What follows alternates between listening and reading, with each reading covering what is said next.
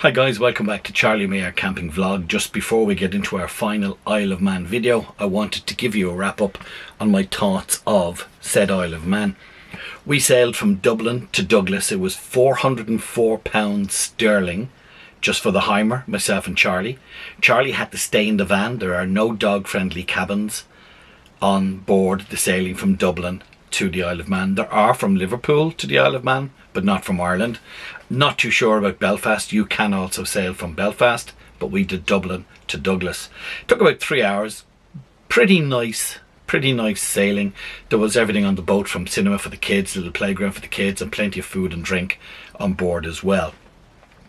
Of the 5 campsites, and the 5th one you're about to see now, which is in Port St. Mary, of the 5 campsites, Laxey was my favourite campsite of the whole trip, which was our second stopover. That video would have been 2 or 3 weeks ago. You can go back and check the videos if this is your first time to check out an Isle of Man video.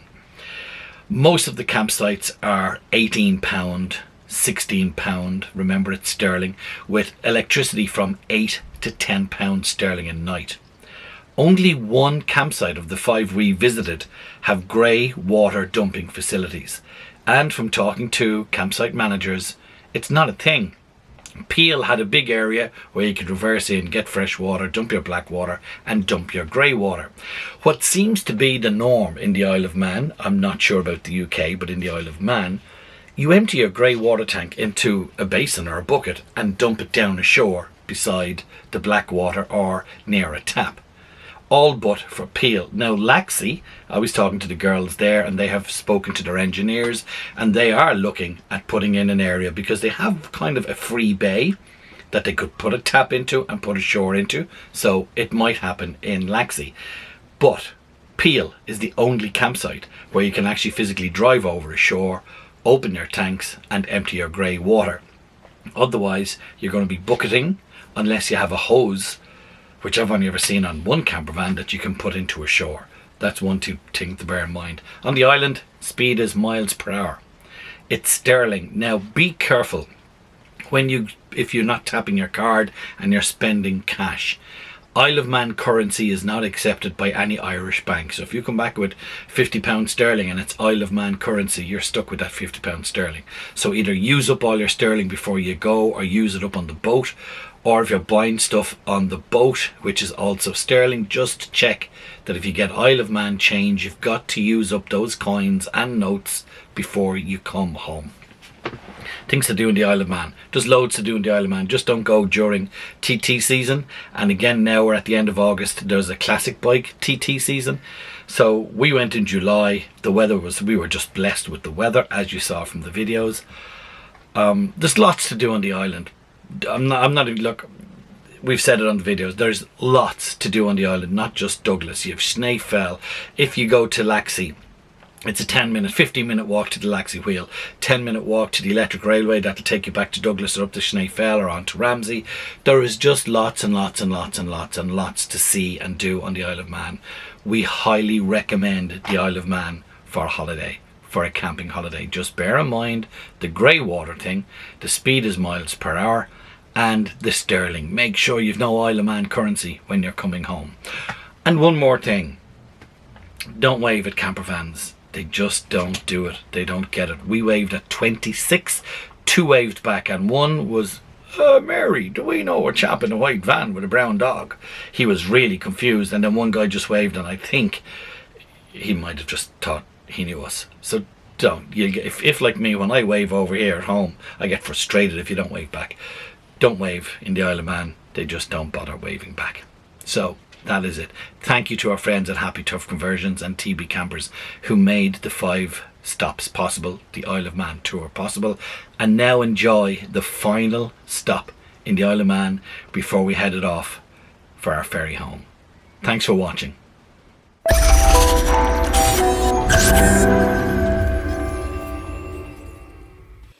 Welcome back to Charlie and me, our camping vlog, the Isle of Man Tour 2025, with thanks to our friends at Happy Tough Conversions and TB Campers. Without those guys, we couldn't have brought you this tour. We are heading to the last campsite of the island. We are still in Balaf.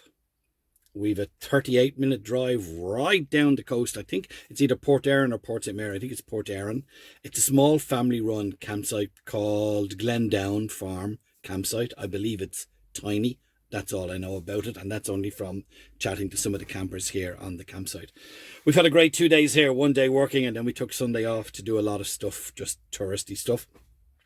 On Saturday, the Man, which is the boat that we're sailing home on, had generator problems, and it's been offline, not sailing since Saturday. So people going to Liverpool had to be diverted and blah, blah, blah.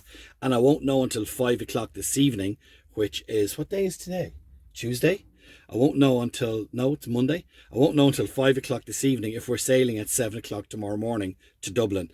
They say, and fingers crossed, that the boat will be ready at 5 o'clock this evening, so we should be okay to sail tomorrow morning. So a little bit of road footage as we leave the campsite here and make our way down to Glendown Farm. I hope I'm pronouncing that right. If not, I'll correct it later on. So a little bit of road footage of the Isle of Man. And next time we talk to you, we'll be at our final campsite of the Isle of Man Tour 2025.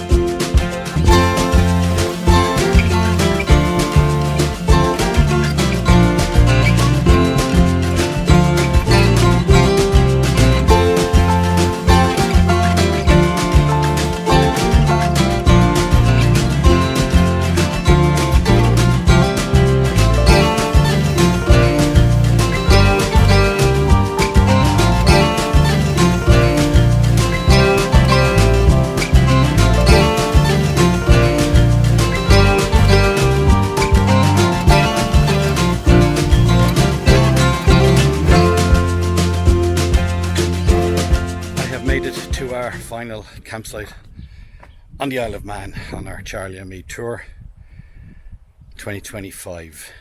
A couple of things. One, it reminds me of the Railway Children from the TV in the 70s.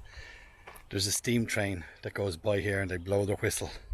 It mustn't go too far because it came from Port St. Mary when we arrived and it's now at the making its way back, and I'll try and get some video footage of that later on. I also want to go down to Port St. Mary later on, so I'll show you that. All I can say about this campsite is it's quaint, and I think I've only ever said that once. It takes tents, takes caravans, although there's none here. Electric hookup points all over the place, picnic tables all over the place. They also have some shepherd's huts. I think there's about 6 of them. I'll show them to you now in a minute. Hello. So we're over there on that pitch. The pitches aren't numbered. Your name is just hanging on them when you come in. So there's 3 hard stands there, 4 hard stands there, and a new one here. And that is actually the roadway down into the campsite. I don't have Charlie with me because it's a small campsite, so I just left him. Plus there's a big dog over there on the left hand side. I don't know if that tent is belonged to here. I'd say they belong to the people that have them. So there are the yurts over there. You can hear the train in the distance. There doesn't seem to be power along that fence, but there is a water tap over there. There are the yurts. Camper's kitchen is over there. So let me just hang on here and see if that train is coming back, because there's a lot of steam out there in the distance. Gosh, I'd like to know what was pitched here. Or is it a crop circle? Right, let's hang on and see. Yes, here's the train. Take a look at this. It'll take just a couple of seconds, I think.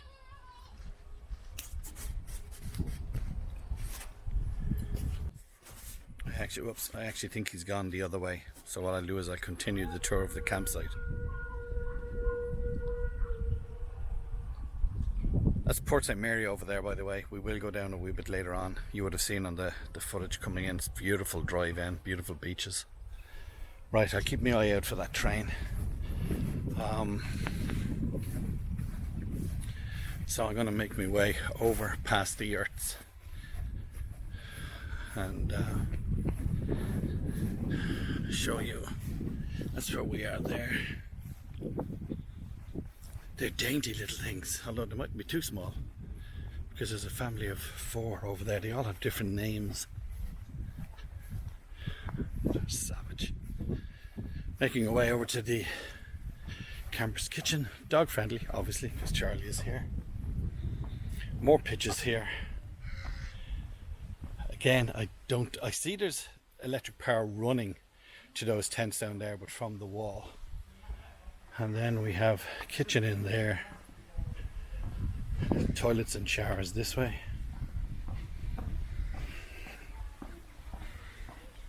Which are in there. A few rules there. Oh, I hear the train. Let's see if we can make it back to the train. But yeah, so that's the campsite. It's tiny. Very quaint, I think is the word that I used. Hello. Right, let's see if that train is coming. The train didn't come back, so what I'll do is I'll keep the camera out and I'll insert some of the train, because it really reminded me of the Railway Children. It just goes past the end of the field, the end of the campsite. Steam, whistle blowing, and that's the type of campsite it is. It is so quaint. Right, I'm going to head downtown. Then we'll come back and we'll do a wrap up of our final campsite on our Isle of Man Tour 2025.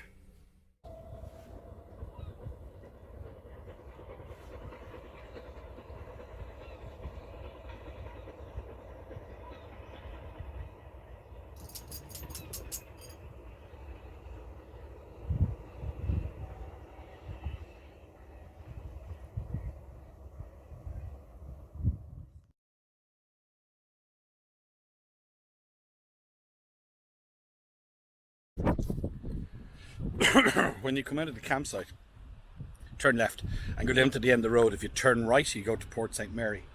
If you turn left, you go to Port Erin. They are exactly the same time to either one. Port St. Mary is probably 30 seconds closer. However, Port Erin is, in my opinion, much better. This is Port Erin. I wouldn't say it's 6 minutes from the campsite, and equally 6 minutes to Port St. Mary. We drove to Port St. Mary, not a lot happening. The guys explained that even restaurants tend not to open on a Monday, but here everywhere is open. We're out having beautiful chips. There's those little huts that you see all over England on the beaches. We drove all the way down there, right over to the end, all the way right over to the end, came back, Went, got chips, parked there, which is free parking. There's saunas down there, there's a jacuzzi down there, and there's a cliff walk. Now I am not going down that way, it's just too steep, but I am going to bring, actually when I turn around, bring Charlie off this way. There is kayaks, paddle boards to rent. There's actually a sailing class down there, and there's people out there on their kayaks and paddle boards as we speak. I mentioned earlier on the railway children. Well, I'm walking around the park here in Port St. Erin, and as you can see there are lots and lots of these chairs. One of my favourite movies, and you can call me a big sap if you want, is Notting Hill. And if you remember in the movie in Notting Hill, they sat on a bench, and look at this. This is beautiful. In loving memory of Ralph and Margaret Cowell, a loving couple who met and spent their lives together in Port Erin. Always remembered. Somebody had left flowers a while back. And this is what they would have been sitting at and looking at all of their lives.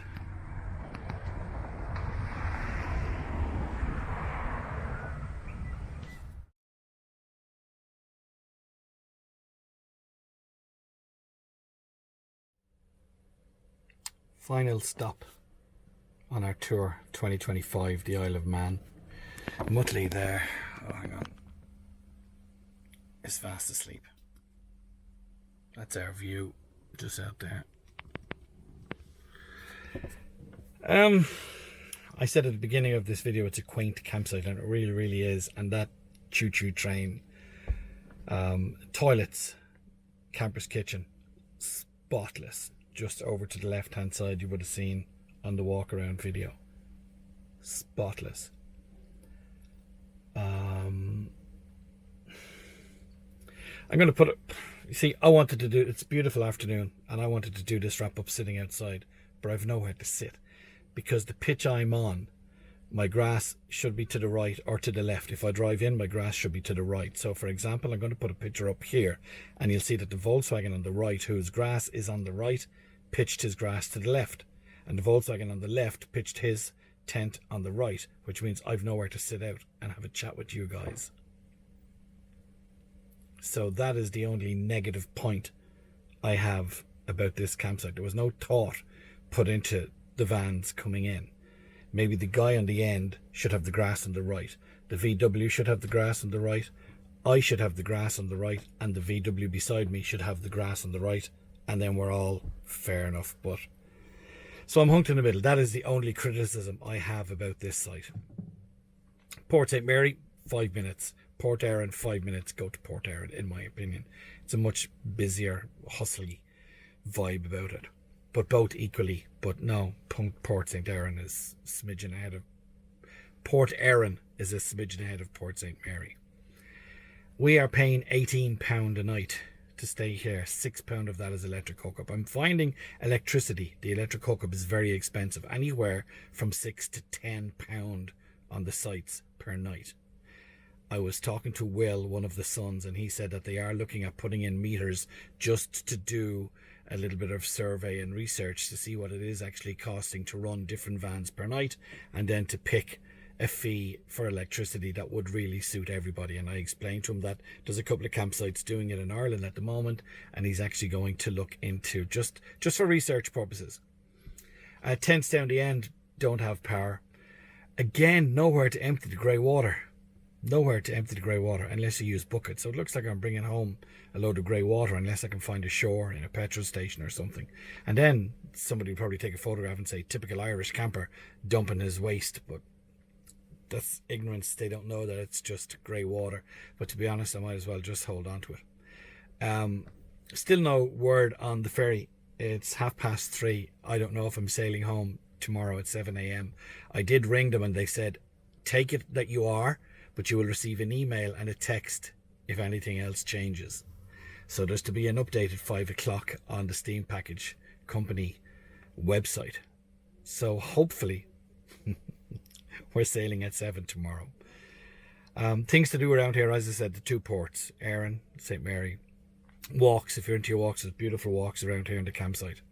As I said, They've got yurts here, shepherd's huts. It's popular. It's a very, very popular. I'm going to say 18 pitches in total, maybe a little more, maybe one or two less. It is very, very popular, and it's close to everything. Would I come back here? Yeah, I would, but it would be just to go to Port Erin. Definitely would. It's a nice place to finish up our 5th stop on our Isle of Man tour for 2025.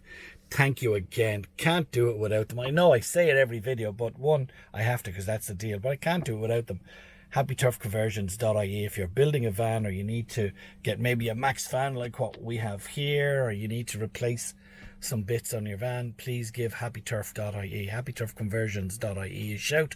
And we always say try before you buy, and that's where this guy comes in. Thomas, TB Camper Hire, they're in Kilkenny, tbcampers.ie. Again, try your vans. So he also sells vans, by the way. As he increases his fleet, he sells the older vans.